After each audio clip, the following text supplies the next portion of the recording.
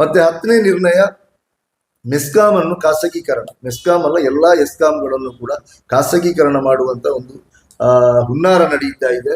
ನಿನ್ನೆ ಮೊನ್ನೆಯನ್ನು ಮಾತನಾಡುವಾಗ D K Shivakumar ಅವರು ಹೇಳಿದ್ರು, ನಾವು ಅದನ್ನು ಪರಿಶೀಲಿಸ್ತೇವೆ, ಅದಕ್ಕೆ ಹೋಗುದಿಲ್ಲ ಅಂತ ಹೇಳಿದ್ರು. ಆದರೂ ಕೂಡ ನಮಗೆ ಬಲವಾದಂತಹ ಡೌಟ್ ಇದೆ. ಯಾಕೆಂತ ಹೇಳಿದ್ರೆ ಈಗಾಗಲೇ ಸರ್ಕಾರ ಟಾಟಾ ಕಂಪನಿಗೆ ಅದನ್ನು ಕೊಡುವಂತಹ ಒಂದು ವ್ಯವಸ್ಥೆಗಳು ನಡೀತಾ ಇದೆ. ಅದು ನಮ್ಮ ಜಿಲ್ಲೆಯಲ್ಲಿರುವ ಮೆಸ್ಕಾಂ. ಈಗಾಗಲೇ ನಮ್ಮ ರಾಜ್ಯ ಪ್ರತಿನಿಧಿ ಸಭೆ ಕೂಡ ಮೊನ್ನೆ 28ನೇ ತಾರೀಕಿನಂದು ರಾಯಚೂರಿನಲ್ಲಿ ನಡೆದಿದೆ. ಅದರಲ್ಲಿ ಕೂಡ ಎಸ್ಕಾಂಗಳನ್ನು ಖಾಸಗೀಕರಣ ಮಾಡುವ ವಿಚಾರದಲ್ಲಿ ಕೂಡ ನಾವು ನಿರ್ಣಯವನ್ನು ಕೈಗೊಂಡಿದ್ದೇವೆ.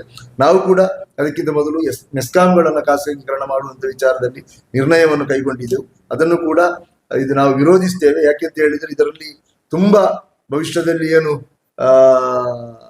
ಪ್ರಿಪೇಯ್ಡ್ ಏನು ರೀಚಾರ್ಜ್ ಮಾಡಿ ಕರೆಂಟ್ ಬರುವಂತ ಒಂದು ವ್ಯವಸ್ಥೆ ಅದು. ಅಂದ್ರೆ ಅಡ್ವಾನ್ಸ್ ಆಗಿ ನಾವು ರೀಚಾರ್ಜ್ ಮಾಡಬೇಕು. 2,000 ರೂಪಾಯಿ ರೀಚಾರ್ಜ್ ಮಾಡಿದ್ರೆ ಆ 2,000 ಮುಗಿಯುವ ಕರೆಂಟ್ ಕಟ್ ಆಗುವಂತ ರೀತಿಯಲ್ಲಿ ಬರ್ಬಹುದು ಅಂತ ಹೇಳ್ತಾ ಇದ್ದಾರೆ. ಈಗಾಗಲೇ ಮೆಸ್ಕಾಮಿನ ಕಾರ್ಮಿಕರು, ಅದರ ನೌಕರರು ಸಂಪೂರ್ಣವಾಗಿ ಇದಕ್ಕೆ ವಿರೋಧವನ್ನು ವ್ಯಕ್ತಪಡಿಸ್ತಾ ಇದ್ದಾರೆ. ಮತ್ತೆ ನಾಳೆ ಸರ್ಕಾರದಿಂದ ಸಿಗುವಂತ ಸೌಲಭ್ಯಗಳು ಇಲ್ಲದೆ ಆಗ್ತದೆ. ಈಗಾಗಲೇ ಮೆಸ್ಕಾಂಗಳನ್ನ ಎಸ್ ಎಂ ಕೃಷ್ಣ ಸರ್ಕಾರ ಎಲ್ಲ 4 ಎಸ್ಕಾಂಗಳನ್ನ ರಚನೆ ಮಾಡಿ ಅದರಲ್ಲಿ ಖಾಸಗಿ ಬಂಡವಾಳ ಮತ್ತದೊಂದು ಖಾಸಗಿ ಕಂಪನಿಯಾಗಿ ಇವತ್ತು ಕಾರ್ಯನಿರ್ವಹಿಸ್ತಾ ಇದೆ. ಸರ್ಕಾರದ ಹಿಡಿತವೇ ಅದರಲ್ಲಿ ಇಲ್ಲದಂತ ರೀತಿಯಲ್ಲಿ ಅದು ನಿರ್ವಹಿಸ್ತಾ ಇದೆ. ಬೇಕಾಬಿಟ್ಟಿಯಾಗಿ ಬೆಲೆ ಏರಿಕೆ ಮಾಡುವಂಥದ್ದು, ಅದೇ ರೀತಿ ಒಂದು ರೀತಿಯಲ್ಲಿ ಸರ್ಕಾರದ ಒಂದು ವ್ಯವಸ್ಥೆ, ಮೂಲಭೂತ ಸೌಲಭ್ಯ ಕೊಡಬೇಕಾದದ್ದು ಸರ್ಕಾರದ ಕರ್ತವ್ಯ.